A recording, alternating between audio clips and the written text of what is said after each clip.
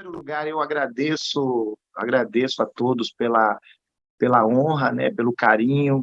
É um prazer estar aqui. Eu acho que falar com jovem é sempre um grande desafio, porque parece que quanto mais os anos vão chegando, né, parece que é mais delicado essa parte com relação a tudo, né? Mas assim, nós temos aprendido a entender que as gerações elas têm se adiantado. Eu penso que a sua geração, Sofia, é uma das gerações que mais vai colher, porque Deus tem dado acesso a vocês a uma capacidade de receber informação que tem sido extraordinária. Então, eu penso que vocês vão viver tudo aquilo que Deus planejou de uma forma muito espetacular.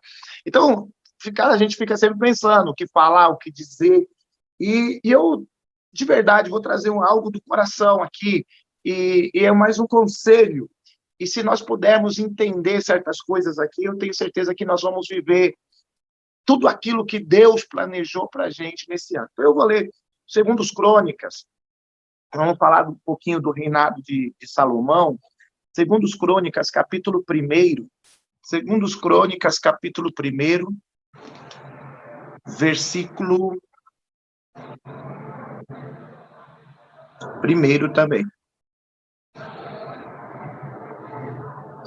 que vai nos dizer assim: Salomão, filho de Davi, estabeleceu-se com firmeza o seu reino, pois o Senhor, seu Deus, estava com ele e tornou-o muito poderoso. E Salomão falou a todo Israel, os líderes de 1.000, de 100, os juízes, e todos os líderes de Israel, e aos chefes das famílias. E depois o rei, com toda a assembleia, ao lugar sagrado no alto de Gibeon, pois ali estava a tenda do encontro que Moisés, servo do Senhor, havia feito no deserto. E Davi tinha transportado a arca de Deus de Kiriat Jearim para a tenda, e ele tinha armado para ele em Jerusalém o altar de bronze que Bezlael, filho de Uri, neto de Ur, fizera, e estava em Gibeon, em frente ao tabernáculo do Senhor. E ali Salomão e a assembleia consultaram ao Senhor, e Salomão ofereceu ao Senhor 1.000 holocaustos sobre o altar de bronze, na tenda do encontro. E naquela noite Deus apareceu a Salomão e lhe disse: peça o que quiser, e eu darei a você. E Salomão respondeu: tu foste muito bondoso para com o meu pai Davi, e me fizeste rei em seu lugar. Agora, Senhor Deus, que se confirme a tua promessa ao seu servo Davi, pois que fizeste rei sobre um povo tão numeroso quanto o pó da terra. Dai-me sabedoria e conhecimento para que eu possa liderar essa nação, pois quem poderá governar esse tão grande povo? Presta bem atenção. Nós estamos vendo aqui um jovem, né, que está assumindo alguma coisa. Ele está saindo de um lugar que ele era filho, que ele era coadjuvante, e ele sai para o papel principal, para cuidar de uma nação, para cuidar de um povo, e ele já começa com um desafio. Por quê? Porque Davi ele foi o melhor rei que Israel viu. Até hoje, você vai em Israel, você vai ver os judeus orando no túmulo de Davi, e eles consideram Davi. Então, quer dizer, ele já começou com peso, né? Ele não começou de qualquer jeito, ele começou com peso, com uma sentença. Ele tinha que fazer, no mínimo, igual ao seu pai. Não poderia fazer diferente. E ele começa dessa maneira, e a primeira coisa que ele vai fazer é consultar o Senhor. E reúne ali a liderança, reúne todo mundo, e ele faz uma adoração, e o texto vai dizer que Salomão, ele oferece 1.000 holocaustos ao Senhor. Deus gostou tanto daquilo, que apareceu de noite para ele e falou assim: você pode pedir o que você quiser, qualquer coisa. Eu fico imaginando, quando eu tinha 18 anos, eu pedi para Deus um carro. Eu falei, Deus, fiz 18 anos, né? E eu falei assim, e na época o carro da moda era um Escort XR3 conversível. E eu falei assim, Deus, eu quero um Escort XR3 conversível, com roda de miga leve. Eu falava para Deus assim, e eu quero vermelho metálico, e assim, dessa maneira, dessa outra. E eu lembro que e eu determinei o dia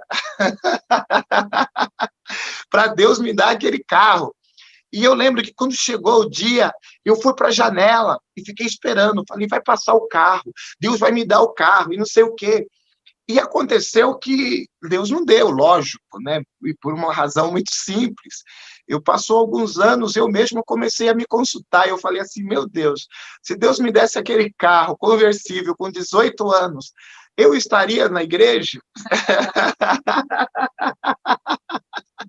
Eu teria casado com essa mulher bonita? De jeito nenhum, eu estaria curtindo. Então, tem coisas que Deus não faz e simplesmente para nos preservar. Mas nós, como jovens, se Deus falasse isso para nós, o que você pode pedir o que você quiser. Eu tenho certeza que muitos jovens fariam pedidos cada vez mais absurdos, né? Nessa época de economia, sei lá, eu acho que alguém falaria assim, ouro, ouro, ouro. Eu mesmo, eu estava falando disso esses dias. Eu falei assim, eu falaria, Deus, eu quero ouro, ouro, teto de ouro, show de ouro, casa de ouro, eu quero ouro, os móveis de ouro, tudo ouro, Senhor. Porque é assim que a gente pensa muitas vezes, em cifrões, em dinheiro, nessas coisas. E ele faz um pedido que, poxa vida, foi algo extraordinário. Ele falou, Deus, eu quero ter sabedoria. Se a juventude hoje entendesse isso, se os jovens hoje entendessem isso, o quanto isso é importante, e nós vamos ver a qualidade do que Salomão pediu, é algo extraordinário. Porque Deus falou para ele assim, porque você não pediu a morte dos seus inimigos, porque você não pediu isso, aquilo mais, eu vou dar para você riqueza como nunca houve. Eu vou dar sucesso para você como nunca houve. Nenhum rei antes de você e nem depois de você vai ter. E Deus trata ele de uma maneira extraordinária. E Salomão, ele segue num reinado tão especial, que diz, quando você vai ler o texto bíblico, vai dizer assim, que a prata era desprezada no reinado de Salomão, de tão próspero que era o reino, de tão poderoso que eles se tornaram. Mas aí as pessoas elas perguntam assim, o que é essa sabedoria que Salomão? Ele, ao contrário do que muita gente imagina, a sabedoria não estava em Salomão, a sabedoria estava com Salomão. Aí você pergunta, como assim, pastor? De uma forma muito simples. Salomão, ele tinha 24 homens, 24 anciões, que cuidavam dele, que davam conselhos para Salomão em tudo aquilo que ele iria governar. Por exemplo, quando ele ia resolver uma causa, ele falava, entra fulano de tal, aí a pessoa entrava e contava tudo o que estava acontecendo. Aí ele dizia assim, agora saia, a pessoa saía, e ele começava a perguntar para os anciões, que me diga, o que aconteceu, como é que foi, e cada um dava uma ideia. Vamos dizer que lá o 13º, 14º, ele dizia assim, é assim, assim, assim, rei. Aí ele falava, gostei disso, manda entrar. Aí mandava a pessoa entrar de novo. Quando ele entrava, ele falava, assim diz Salomão. Só que quando ele dava a palavra em cima daquele conselho que ele havia recebido. Qual foi a sabedoria, qual foi a maior sabedoria que o Salomão teve? Foi de aprender a ouvir conselhos. É isso que falta hoje. As pessoas hoje, como eu disse a princípio, vocês têm tanto acesso à informação. A geração de hoje é uma geração tão inteligente, é uma geração que conquistou tanto, e eu vejo cada vez mais sabedoria, porque nós temos dificuldades, muitas vezes, de mexer com a tecnologia, de fazer certas coisas, e parece que hoje as crianças elas já nascem mexendo no celular, né? Parece que sai já do ventre da mãe, já sabe como fazer e tal, e aquilo que é complicado para nós. E quanto mais antiga a geração, parece que é mais complicado ainda, né? Mas para vocês é tudo mais fácil, a gente vai falar de certas coisas, vocês já torcem a cara, tipo assim, Como assim você não sabe disso? Como assim você não sabe mexer? Como assim você... Pô, isso é tão fácil. Então, é uma geração que está cada vez mais sábia, cada vez mais inteligente, mas, ao mesmo tempo, por ser mais inteligente, está cada vez mais distante da sabedoria, da verdadeira sabedoria, porque a verdadeira sabedoria não está no tanto que você aprendeu, está no tanto que você aprendeu a ouvir. Não está no tanto que você aprendeu a ouvir conselhos. E hoje nós temos visto jovens se afastando disso, eles deixando de ouvir o pai, deixando de ouvir a mãe, deixando de ouvir pessoas que passaram por aquilo, e para ouvir amigo, para ouvir pessoas que não os amam, que não os querem bem, não os querem bem, não torcem por eles. E essas coisas estão cada vez mais delicadas, né? E a sequência disso, e aí passou todo o reinado de Salomão, em Crônicas aqui também fala, mas eu vou procurar aqui no Reis, que fala melhor. Quando o filho de Salomão ele foi assumir o reinado, ele teve a chance de fazer a mesma coisa, lá em Reis, Primeiros Reis, capítulo 12, para quem está acompanhando na Bíblia, Primeiros Reis, capítulo 12. Nós vamos ver que Roboão, ele vai assumir o reinado, né?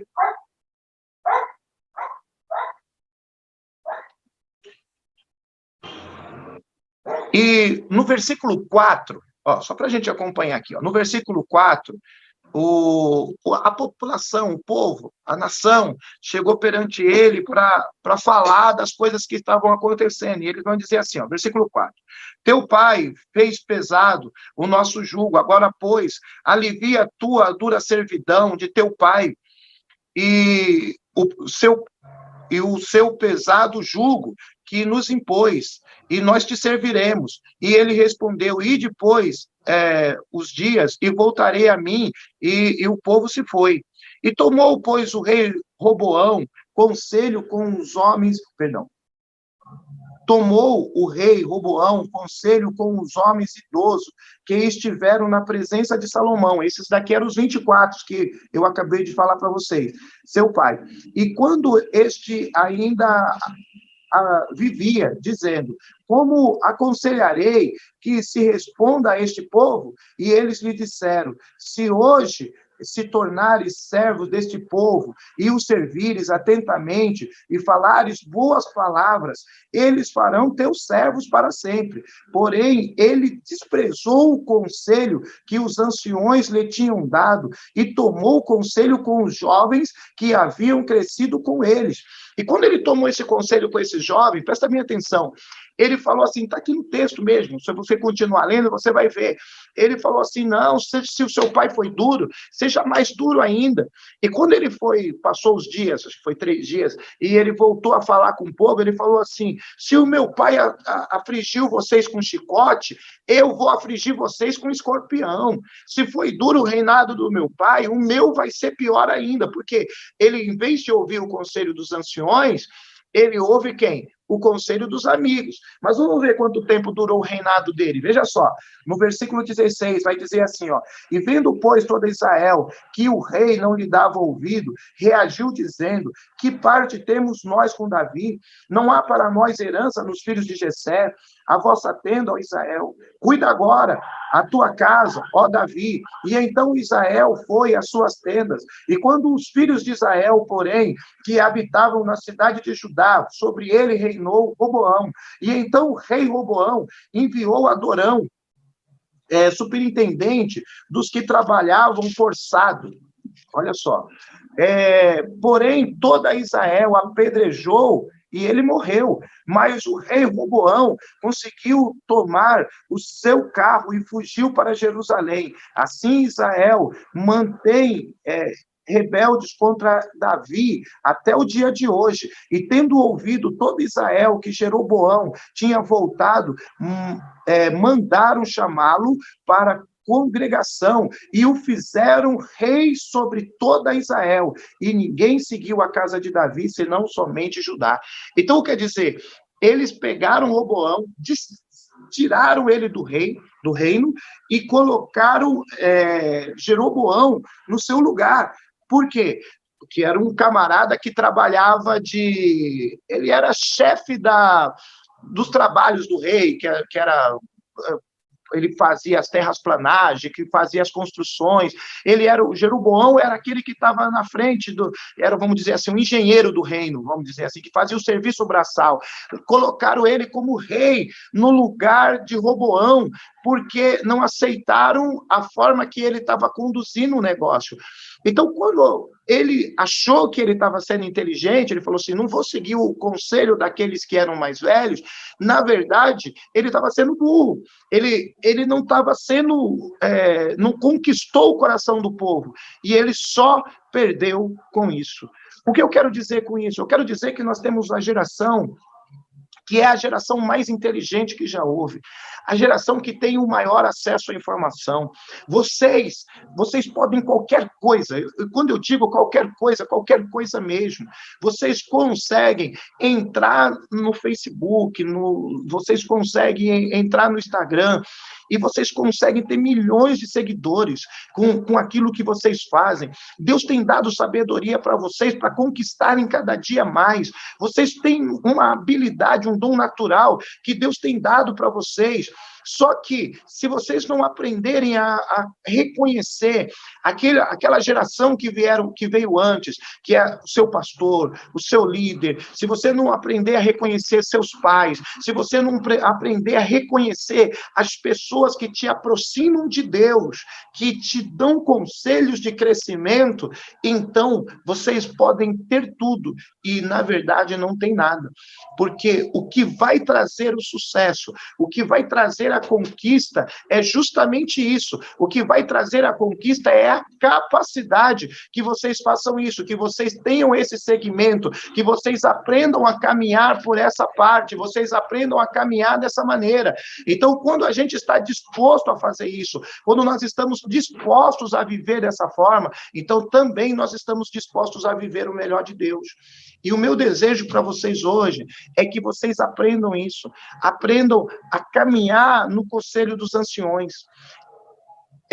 Salomão, ele prosperou com isso, ele prosperou dessa maneira, ele prosperou desse jeito, ele prosperou de uma forma tão espetacular, ele prosperou de uma forma tão poderosa, que o reino dele foi o reino mais rico. Até hoje tem pessoas procurando a riqueza do Salomão, querendo ter a sabedoria do Salomão, querendo ter as conquistas do Salomão, justamente por causa disso, porque ele foi capaz de pegar alguma coisa e segurar-se, apegar-se àquilo de uma forma especial. E o meu desejo hoje para vocês é que vocês façam isso, que vocês se apeguem aos conselhos, os conselhos da Bíblia.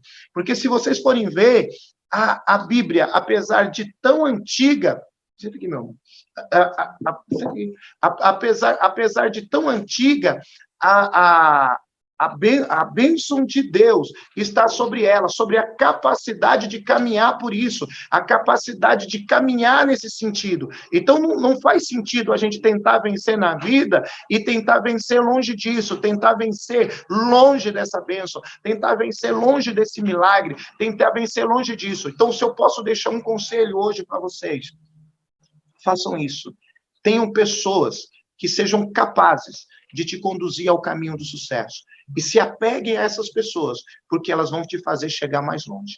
E tudo aquilo que me afasta de Deus não pode ser bom.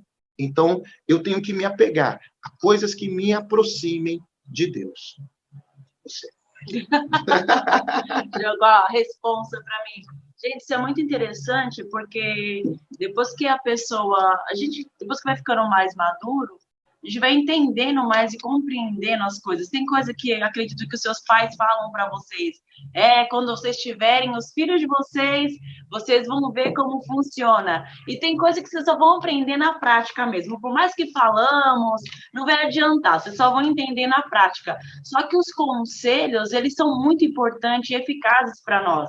Eu lembro que quando eu me converti, tinha um rapaz na igreja, né, que tinha praticamente a sua idade, Marcelo, né? Sim. Tinha praticamente a idade dele. E eu estava passando por muitos conflitos, que eu passava por conflitos dentro da minha casa e eu tinha conflitos dentro da igreja também. porque, infelizmente, tinha as panelinhas dentro da igreja. Porque ela era muito bonita, aí o pessoal arrumava confusão só com a beleza dela. Não era isso, não, gente.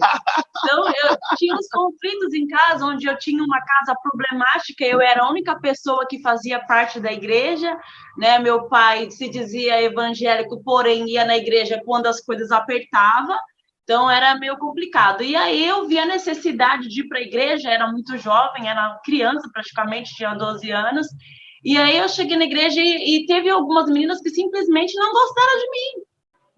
Se invocaram, não gostaram, não sei porquê. Eu também não era flor que se cheirava também. Graças a Deus, Jesus me mudou, transformou, voltei transformada a cada dia. Não cheguei à perfeição, não, senão Deus teria me levado. Mas estou tentando. E aí, quando eu cheguei na igreja, teve aquela confusão de coisa. Na época, eu frequentava a Assembleia de Deus, ia com meu pai em vez de nunca, né? E a Igreja Assembleia de Deus, não sei se algum de vocês conhece, mas é uma igreja bem rígida. E quando eu cheguei na igreja, nessa outra igreja, né, que eu fazia parte, eu vi algumas mulheres dançando. E tinha as mulheres dançando super animada, e eu olhei aquilo e eu quis impor as minhas coisas do meu jeito daquela igreja. Eu achava errado, que coisa horrorosa é essa, dançando, que absurdo! E fiquei totalmente indignada. Então, eu fui até conversar com o pastor, né, e falar, como assim? O pessoal dançando, não se pode dançar, só se dança pro diabo. Para Deus não se dança. E era esse o meu conceito, porque mesmo de vez em quando era esse conceito de igreja que eu tinha. E aí foi aqueles conflitos. E aí chegou um irmão que começou a me orientar, o ministro do louvor na época, e ele começou a me orientar. Hoje ele é pastor em Diadema, tremendo pastor. Maravilhoso, uma bênção. E ele começou a me orientar, né? Teve até uma moça que chamava Alessandra, quase me achará, né? Que eu sou Alexandra. E aí ela foi, e a gente ficava na rixa, ele falou assim, olha, um dia eu peguei sem querer a bolsa dela, por engano, achando que era a minha bolsa, e aí foi aquela bagunça, ela já não gostava de mim, porque foram questionar a dança, enfim. E aí ele falou assim, olha, eu acredito que vocês um dia ainda vão ser muito amigas. Satanás tem colocado isso na vida de vocês para afastarem vocês, mas vocês vão ser muito amigas. E aí eu achei meio estranho, porque na hora com raiva que eu tava, porque ela já não gostava de mim, eu também já não gostava dela, mas eu comecei a analisá-la, e eu falei assim, não, Deus precisa trabalhar nas nossas vidas com relação a isso. E eu ouvi aquele conselho. E aí a gente foi se aproximando e nós, de fato, nos tornamos melhores amigas, a ponto de eu dormir na casa dela, ela dormir na minha casa, e foi uma bênção. Então, às vezes, a gente olha e não acha importante alguns conselhos, até fica indignado com algumas coisas. E a gente tem que entender que nós estamos nessa terra para obedecer o comando de Deus, e nem tudo que Deus vai nos pedir nós queremos fazer, nós gostaríamos de fazer, pelo contrário, eu acredito que a maioria, 90% das coisas que Deus nos pede, nós não gostaríamos de fazer. Mas nós estamos aqui para obedecer. Eu não imagino, é claro que Jesus sabia de tudo aquilo que ele ia passar, com certeza ele sabia, mas na hora do vamos ver, na hora de ser, Deus, se possível for, passa de mim esse cálice, porque é difícil na hora que você está lá, na agonia, na dor, na angústia, mas Jesus decidiu obedecer. E essa é a diferença que temos que ter, obediência. E eu percebo que muitas vezes os jovens querem seguir a sua cabeça. E ultimamente tem uma modinha de para que líder, para que obedecer, nós somos igreja sem paredes, nós temos que obedecer só a Jesus. Mas se você não obedecer um líder que Jesus colocou, que Deus colocou, como nós vamos obedecer a Deus? Não obedece nunca, muito difícil de obedecer. Então é isso, temos que viver nessa vida de obediência, que Deus vai fazer grandes coisas nas nossas vidas. Eu sei o quanto é difícil, que ninguém gosta de obedecer, ninguém gosta de receber ordens, né? Ninguém gosta de ser mandado, e é isso que tem, né? Eu tô sendo mandado, ninguém manda em mim, eu sou dono do meu nariz. Mas o interessante é porque ele era o rei. Ele era o rei, mas ele se submetia aos 24. E quando o filho dele também foi reinar, a palavra deles foi, seja servo, foi isso que eles disseram, seja servo desse povo, e eles vão entregar o coração para o Senhor. É assim que você tem que agir, porque foi assim que Salomão, teu pai, agiu. E se você agir dessa maneira, mas ele não quis, ele quis, ele falou, não, exato, eu sou dono do meu eu vou nariz. fazer da minha maneira, do meu jeito, e nem reinou. Esse é o problema, você obedece, você reina, não obedece, deixa de reinar. É ruim obedecer, mas é prazeroso reinar. Tem que decidir por uma coisa. Exatamente, entendeu? Então, assim, e é isso que nós precisamos fazer, nós precisamos submeter o nosso coração, mas, como ela falou, a partir do momento que ela submeteu aquela palavra, que foi bênção na vida dela, está aqui até hoje, nos casamos, constituímos uma família feliz, esse mês nós completamos 22 anos de casados. Mês passado, nada para estar junto. É verdade. Final do mês passado, né, nós completamos 22 anos de casados, e bem casados, graças a Deus, porque durante toda a nossa vida nós aprendemos a ouvir conselhos. Mesmo quando já era pastor, eu me submeti a outros pastores, tenho pastores que eu me submeto até hoje, porque eu entendo isso, que ninguém vai bem sozinho.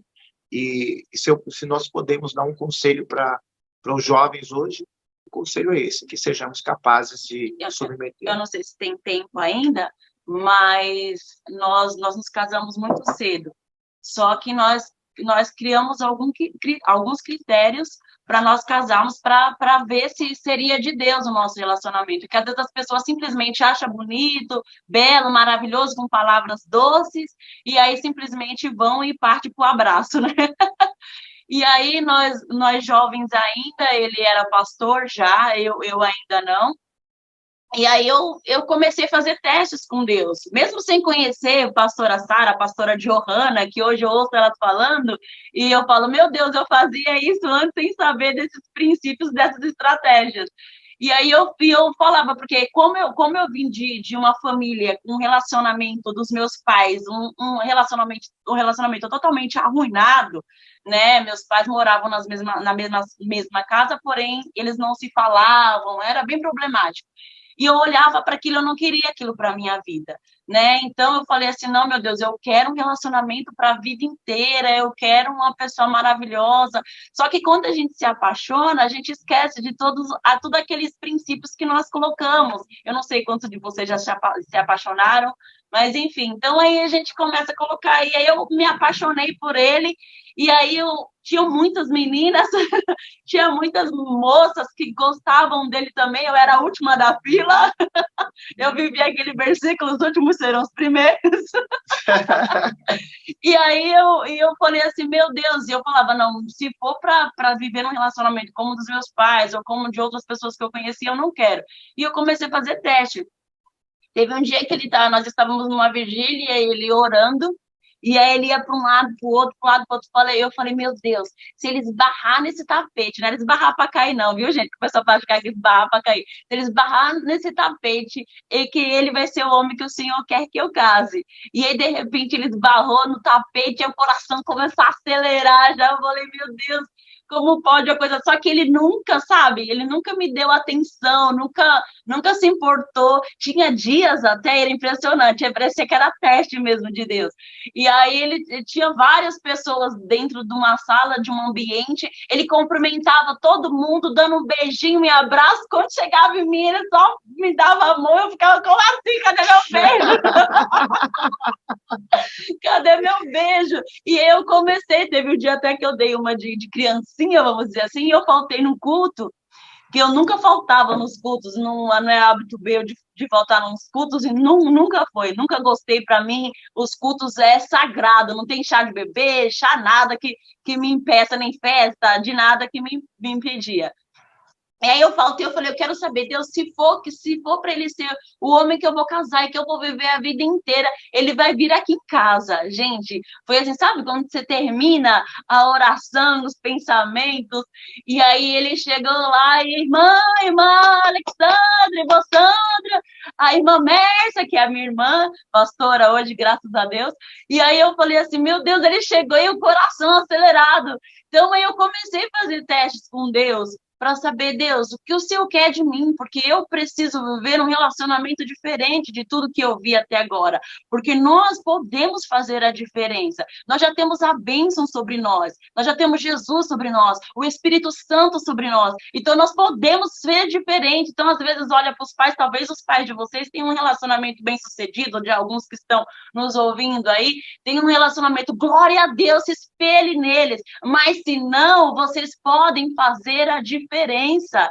entendeu? Então, isso foi maravilhoso, a gente vê Deus agindo, porque quando você quer alguma coisa, que no meu caso, eu pedi para Deus e deu certo, mas eu já ouvi pessoas que ela fez essa mesma oração e não deu certo, e aí, como fazer? Simplesmente vai obedecer, vai casar, vai viver uma vida frustrada, triste? Não pode, tem que estar disposto a obedecer a Deus e fazer a vontade dele. Gente, Deus é maravilhoso, Deus é lindo, a gente tem que aproveitar enquanto é tempo. Eu falo para os jovens da igreja, não tem tempo maior do que a eternidade, que nós vamos estar com Deus, não tem tempo maior e melhor que o reino de Deus. Eu falo para eles, maior é o reino de Deus do que o maior tempo que vamos passar e viver nessa terra. Então nós temos que aproveitar essa oportunidade e obedecer, e ouvir, e fazer o melhor para ele, e principalmente jovens, que depois que você casa, você não consegue mais dar 100%, porque tem marido, esposa, tem filhos, mas enquanto você é jovem, você pode se doar 100%. Então, aproveita esse 100% aí, se doe para Deus, faça o melhor, invista o seu tempo adorando, buscando, ganhando almas, fazendo o melhor para Deus, que Deus vai fazer grandes coisas por vocês, em nome de Jesus.